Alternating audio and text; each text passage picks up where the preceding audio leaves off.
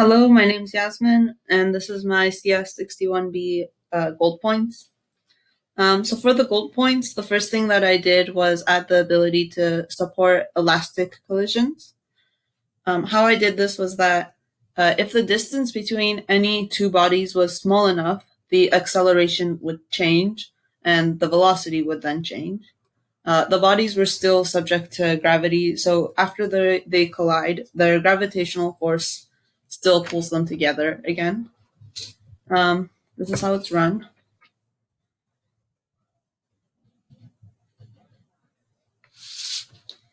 And yeah, they end up colliding at the very end and staying there. So then the second thing that I did was that it generates planet images.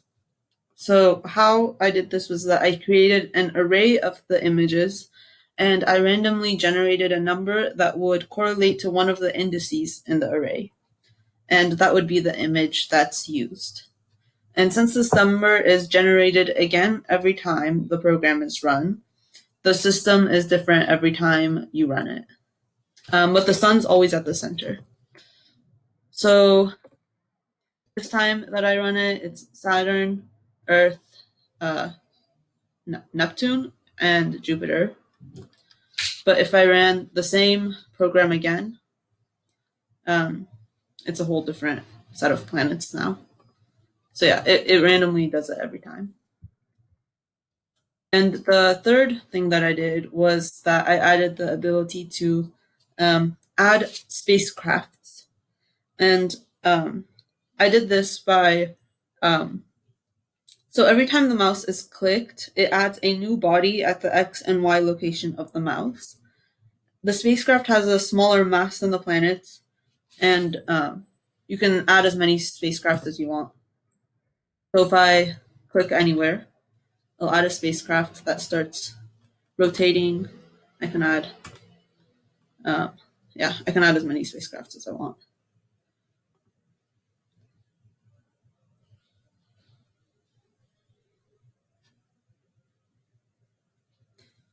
So yeah, the spacecrafts have smaller masses, but they're still subject to gravity, and they still do pull on the planets a little bit.